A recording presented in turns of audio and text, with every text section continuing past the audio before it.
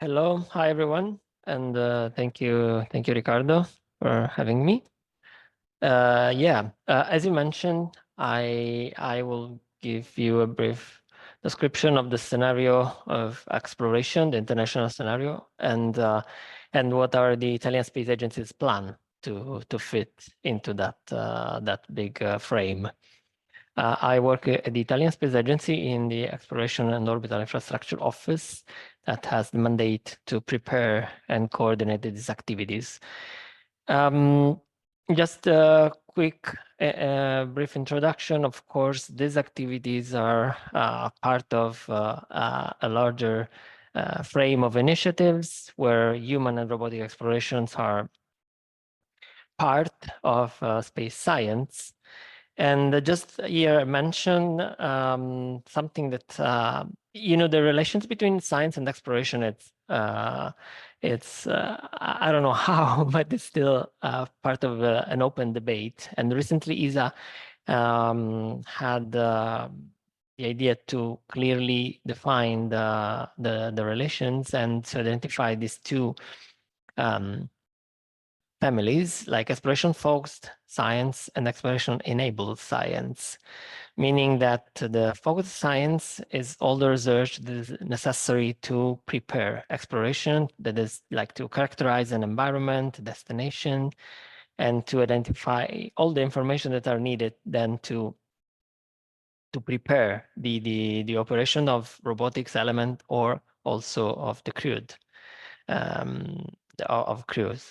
While the exploration-enabled science is something that is done while you are exploring, benefiting of the presence of the explorers to gain more information and data, maybe only for scientific purposes. What are the main aspects on our side when we access a different destination, in this case, the moon?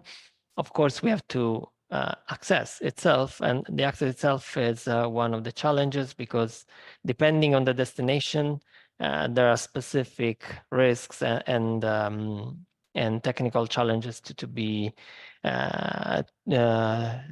satisfied. While when we are already in our new environment, planetary environment, what's important is to rely on a good autonomy and having rely on components that have a good heritage. Usually there is of course a lot of innovation, but also we want to have the system has a higher reliability.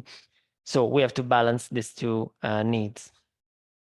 And there are specific aspects, again, depending on the orbit or surface that we want to access.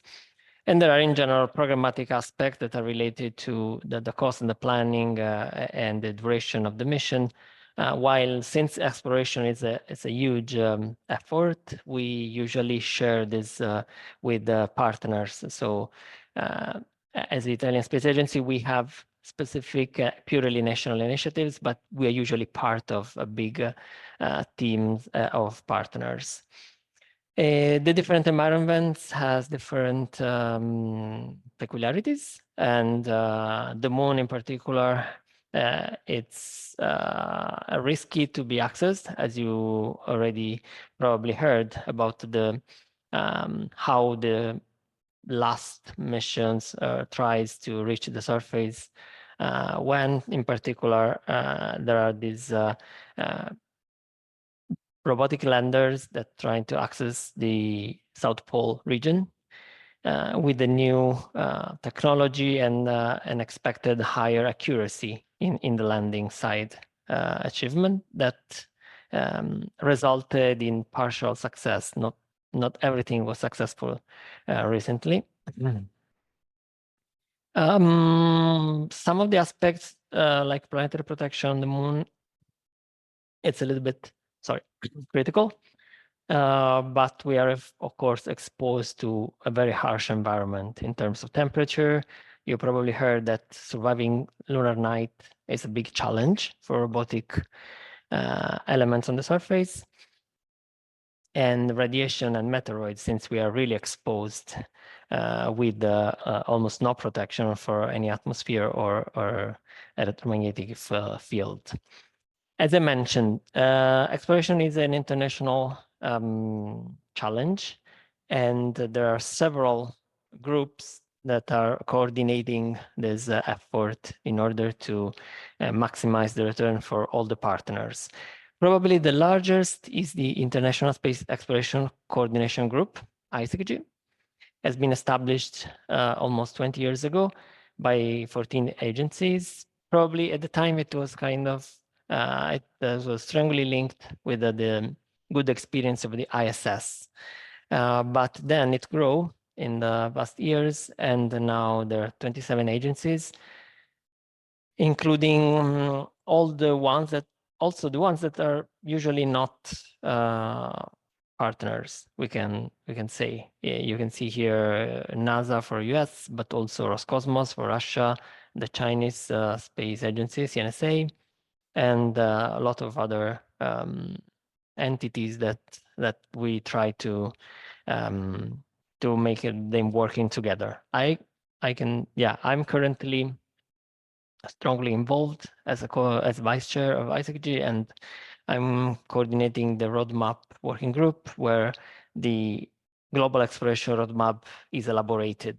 There are several working groups focused on different aspects, and all the ISECG products are free for download. So I encourage you, if you're interested in this, in the results of this coordination effort, to access ISECG website. There you can find roadmaps, and but also technology catalogs and technology assessment gaps, where our colleagues identified the main needs in terms of technologies to cover all the gaps and gaining capabilities. Plus, there are the other aspects. There's a look on commercial aspects. That is, as you probably know, an important element of this effort. The last released Global Exploration Roadmap happened like last summer in August 2024. Okay, this is the main chart that usually we use to identify what's the main purpose, main target of the decade is. But you can find also more detailed charts where the capabilities are also distributed in time, and the maturation of these capabilities described as enabling capability to perform exploration with an increasing duration, meaning the long-term duration that will be, of course, enabled by resource utilization, power production, and so on. You will find a lot of charts on what's already planned on the different agencies, but also what's under preparation. There are several sources of document that can give you the framework or how the different agencies are operating. On the US side, recently the decadal survey has been issued. That is the view of the scientific community lasting for 10 years, what they see as priorities. In particular, they identified one specific mission as a highest priority, endurance, and specific scientific goals. So that one is the vision of the scientific community. Then NASA focused on first on the Artemis as a plan, long-term plan to consolidate the presence on the moon surface. But then recently, Artemis has been somehow included and incorporated into the Moon to Mars initiative. That is a larger view that also reinforces the importance of the moon exploration in preparation of Mars. So this Moon to Mars architecture is something that is reviewed on yearly basis, and it's not only one destination, and it's also expected to be robust all over the years in order to not to be exposed to changes. Although now that there is a new administration at the NASA, everyone is also in a kind of standby, waiting for understanding how the things will be confirmed or where there will be any possible changes. Another initiative very potentially open for cooperation is the International Lunar Research Station by Russia and China. They are supporting each other with the idea to have a set of elements on the moon surface as part of a kind of wider infrastructure with scientific and also exploration purposes.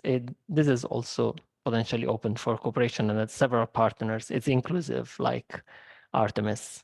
Of course, Italy is one of the main supporting of Artemis, and it's one of the first signator of these Artemis Accords. What we are doing in Europe, we have quite also articulated a plan to explore all the destinations, including the moon, of course. We have the plan for how to go in the post-ISS scenario, meaning that since in 2030, the ISS will be started the orbiting process. There are several plans, in particular from private companies, to have in orbit their own asset and stations, in particular from US.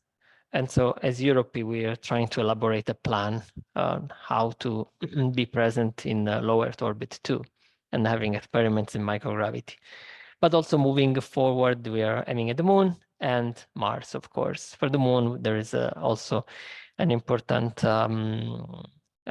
set of projects. One that I want to mention is Argonaut. Argonaut is a European project to prepare a cargo lander that will allow to deliver on the moon surface for a total of 2 tons of mass. So it's not very heavy landing capability, but it will allow to have several hundreds of kilos of payloads cargo of different nature, including payloads. And Argonaut has been recently announced that an Italian company, Thales Space, as the prime contractor. So they will prepare this. They will coordinate as prime the development of this important lander. We are working on a network for communication and navigation, and that is called Moonlight. And also there are several initiatives in support of the specific missions. These are capabilities that are general purposes, and then we can have a specific mission. Again, from this Explore 2040 document, that is the European strategy issued in last September, I just reported this other chart that describes the capabilities of the different main players and where ESA wants to be one of the main actor. And you can also see the participation in the Lunar Gateway. That is this orbital station that will allow a more efficient access to the moon surface for the crew. It will not be permanently crewed like ISS, but it will be like a logistic support in the moon in the surface activities. What's new in the scenario? Another important element is the presence of the private companies as main actors, not only as contractor of the agencies, so of the government, but having their own commercial plans.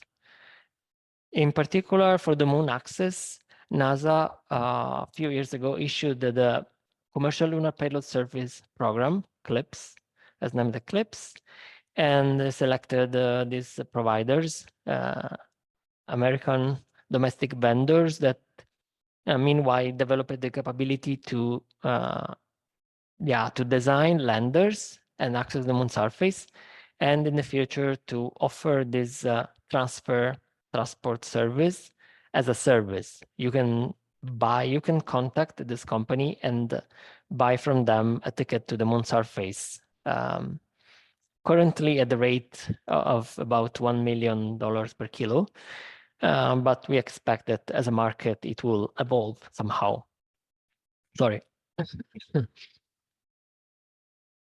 Here depicted the first manifested CLIPS missions and where they aim to land. In particular, you can see that the South Pole is the main primary target, since we expect that there are special conditions there, in particular the presence of resources and of water ice, possibly, but also special conditions for illumination that will allow potentially in the future a longer term presence on the moon surface. So you probably know that the South Pole is the main target. Another one of these, for example, company that somehow is related to CLIPS, but it's something that it derives from Google X Prize. That was an old project issued by NASA to achieve the moon surface. The company's iSpace is based in Japan, but they have branches in Luxembourg and US, and they are preparing. And they are currently flying, and they expect to land on the moon in a few weeks. And of course, there is the big topic of the how the private companies can support the access not only of cargo but of the crew. The main two actors in this case are SpaceX with the Starship in the version of human landing system, and the Blue Origin. These two companies are the only players for this topic. So now, how ASI is positioned in all this? Of course, we are an active member of this international community, and we want to contribute, covering all the destinations from LEO to Moon, Mars, and also small bodies, where we recently had good experiences contributing, being part of the DART mission, ERA mission, and now Ramses, probably you've heard. How ASI works and implement all these things. We have purely national programs. We are part of the European Space Agency, and we have bilateral, multilateral cooperation for that. Of course, we try to balance all these contributions. Sorry. These charts depict where are the main contributions. Again, as a Italian projects, but not only, also different contributions or as part of VISA. I will mention some of them. As part of VISA, Italian companies, like in particular Italian Salina Space, the prime contractor for the elements of the Lunar Gateway, and we also contribute in the Orion service module. As I mentioned, we are prime contractor for Argonaut, the lunar descent element that is basically the lander. On top of that, then you can have the CPE, what is called CPE, that is the platform hosting the payloads. And then we are part of LEO or Mars initiatives, but this is not, I think, wow, I have 10 minutes more, so let's go on.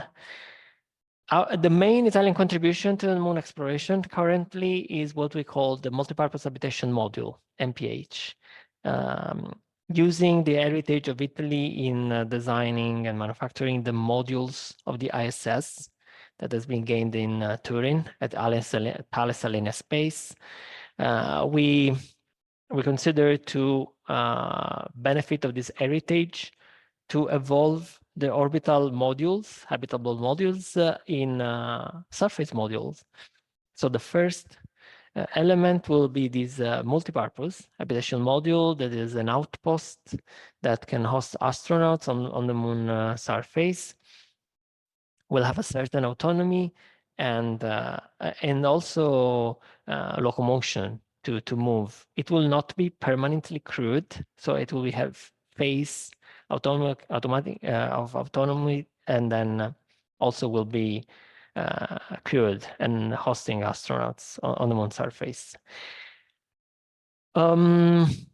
One payload, probably the first payload for the moon surface that we delivered is Lugre. It is currently, in this moment, on its way to the moon surface on board of the Blue Ghost Firefly lander. And it is a payload, basically it's a demonstrator of the capability to receive GNSS signals, so GPS and Galileo signals, also from the moon surface, but they already demonstrate the capability to do it on the way to the moon. So they are currently already collecting signals from this moon cislunar environment. An important initiative recently activated is the Earth Moon Mars EMM. It's initiative led by INAF, the National Institute of Astrophysics, but with ASI also as one of the main partners, and National Council of Research. And the aim is it has several objectives. One of them that I can mention is to develop a scientific platform to be hosted in one of the landers to observe universe and all other targets from the moon surface, using the moon as observatory, as not as a target of the observation. Another activity is the Oracle project, is the demonstrator of oxygen extraction from the moon regolith. We want to test in a relevant environment, meaning the moon surface, one technology that's already been demonstrated by the Polytechnic of Milan in a laboratory test setup. They extracted first oxygen and then water from the moon regolith with a carbothermal process by heating this moon regolith simulant. And then through physical and chemical process, so heating and fluxing with methane, there is a kind of chemical plant, where at the end we can achieve oxygen or water after the methanation. The idea is now to miniaturize everything, make it smaller than 15 kilos, and testing it on the moon surface. It will be the first ISRU demonstration of this type, and we expect to have it in the end of 2028. The Lunar Robotic Mission is another initiative that is currently running since last summer to the next summer. So for 1 year, there are 2 studies in parallel, 2 phase A studies to identify the most promising mission concept and mission architecture, where several surface elements can move and can achieve targets that are relevant for habitability. So possibly natural cavities, caves, or and resources in that. So everything that is strongly related to habitability, it's of interest of this mission. Together with the demonstration of this capability for moving on the surface, we want to collect the data that can be preparatory for next missions. We have 2 mission studies in parallel, then comparison phase for what fits best in our plan and expectations, identify possibly international partners that are interested, and then start with a mission more detailed a more detailed mission design. In Turin at Altec, that is an Italian company, we are already working to prepare a lunar terrain simulator and more in general, a facility that will allow mission control simulation, testing, and then support mission control. The architecture will be similar to what has been already done for Mars exploration, what's called the ROC, rover exploration, around the ExoMars mission. But in this case, it will be, of course, focusing on the lunar environment. We are preparing this big terrain with the lunar regolith simulant and several other facilities like illumination and other elements that will allow to reproduce the local conditions and to test robotic elements, but not only. Then there is a mission control center and for future missions, and probably also it is under decision, but there will be probably a chamber, testing chamber, what we call lunar environment simulator. We recently, like a couple of weeks ago, signed an agreement with one of the private vendors. I mentioned iSpace that is already flying now to the moon, towards the moon, with their M2 mission. During the M3 mission in 2026, next year, there will be on board a retroreflector named the Lara that is made of several CCRs, able to reflect back laser signals to the source. And it is usually a technique used for a very precise localization of these targets. That will be important for the future navigation aspects, but not only. So this is, for us, it's a small payload, very passive, very simple, but for us it's a very good also exercise to understand the interaction with these private vendors. Up to now, we were usually interacting with the international partners, but now we want to be ready to discuss with iSpace and other private companies to just purchase the service of transfer to the moon. Lumio is a mission based on a small sat. It's under development in Politecnico Milan and in Argotec. They're in Milan and Turin, respectively, with several partners. It's a mission with a very, very important and relevant contribution from Italy. And the aim is to detect the flash generated by impacts of meteoroids on the moon surface. So it will observe, in particular, the side that is dark. It's easier to detect the flashes. Last examples of what ESAL is doing in view of the moon exploration is Prospect. It's a payload developed by an Italian company, Leonardo, but it's inside the ESA project.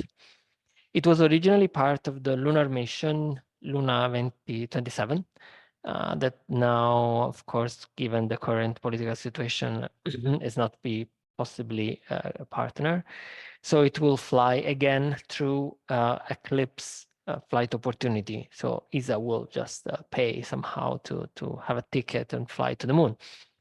The goal is to collect from the subsurface samples that then can be analyzed, looking in particular for volatiles. And the collected samples will be inserted in this chemical laboratory, where these volatiles will be stimulated to be released, in particular by eating, and there are several instruments analyzing the materials that the driller will extract from the moon surface. So again, it was an intense list of examples, but of course, if you want to have more details, please feel free to write me, no problem. And I also want to mention that there is currently an open remote sensing special issue that is related to Moon, Mars, and asteroids initiatives for in situ, but also remote sensing collection of data.